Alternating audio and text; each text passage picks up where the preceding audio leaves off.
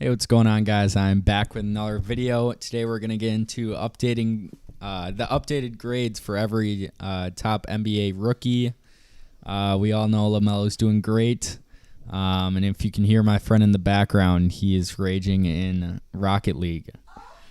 There we go. All right, let's get right into it. I want to see LaMelo at an A+ because that's probably what he deserves, being a Rookie of the Year candidate and the front runner. We have quick hits. Denia Diha being a B-. I have not watched many Wizards games, so I have no idea how he's actually doing. But they have his stats right here. So 6 points, 5 rebounds, 1.5 assists. This is probably what I expected. A lot of Wizards fans want Scott Brooks out of there, which is respectable because his rotations are kind of sus. And I don't know if he's going to have a job much longer. I don't think they've been utilizing Denny the right way. They've been using him mostly as a spot-up shooter, and that's not really his game.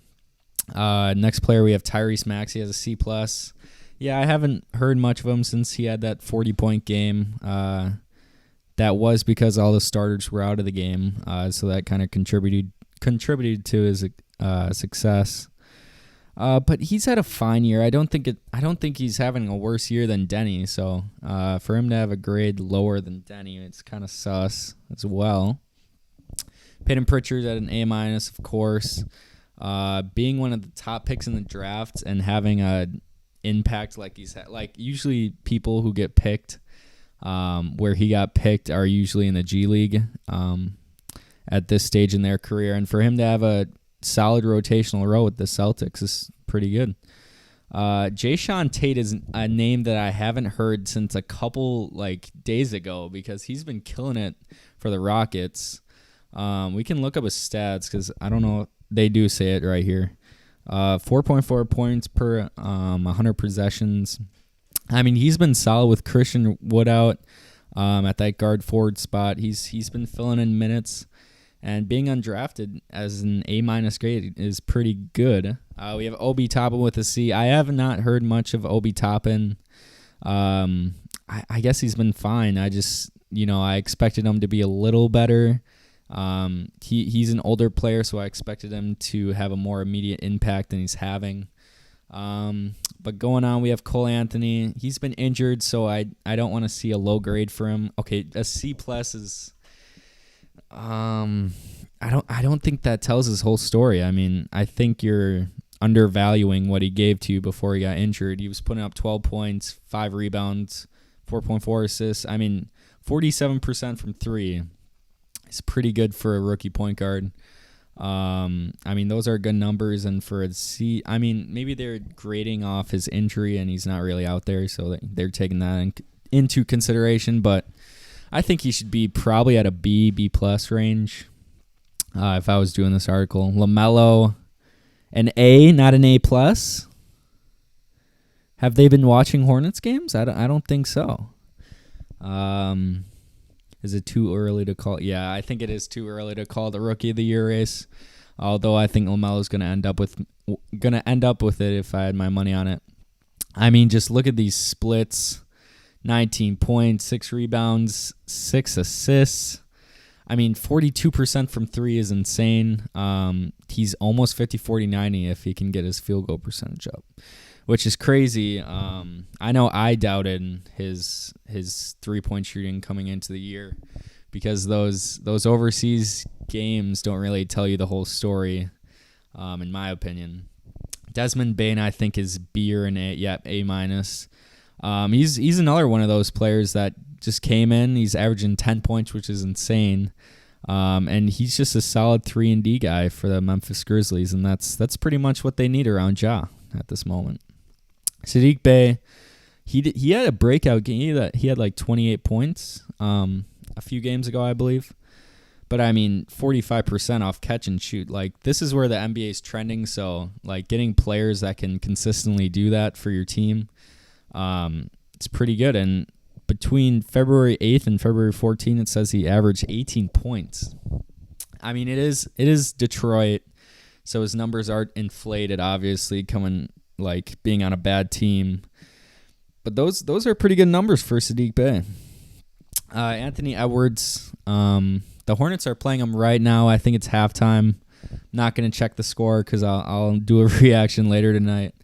But we got a B+ grade for Anthony Edwards. Yeah. I saw a podcast talking about how,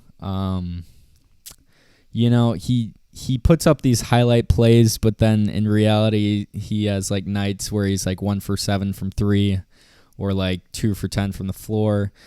Which is expected. I think where Anthony Edwards is right now is where I expected LaMelo to be, which is telling you a lot about how good LaMelo has been this season. But Anthony Edwards is doing fine. I mean, 16 points per game is pretty good for, again, a rookie point guard who's different than a center, because a center coming into the league is easier to transition to than a point guard is. So 15 or 16 points a game for Anthony Edwards is pretty good. Tyrese Halliburton has to be at an A. Yeah. I mean, if you look at my mock draft, I had him top 6, I believe, and I'm a firm believer. I'm a firm believer that if there was a redraft, that he would go top 6, because I mean, he just fits with every team. Like, every team needs a player like Tyrese Halliburton on their team. His numbers don't really do it justice for everything that he does out there. But for the Kings to get him, all props to him. Isaac Okoro, haven't heard much about him. A C+ grade. Yeah, he's been okay. The Cavs are a little disappointing for how they started off the year. They came back to reality a little bit, which is fine. I mean, they're tanking a little bit. But yeah. Manuel Quickly, A-. Yep. He's been great for the Knicks. They've needed a guy at the point guard position, especially someone young, because they've been giving money to older point guards, expecting them to contribute. I'm looking at you, Alfred Payton, and they've not been contributing very much. I mean, D Rose is the one exception, but for Emmanuel Quickly to be doing what he's doing for the Knicks, it's why they're in playoff contention right now. Patrick Williams, I heard he's been fine. Yeah, a B grade.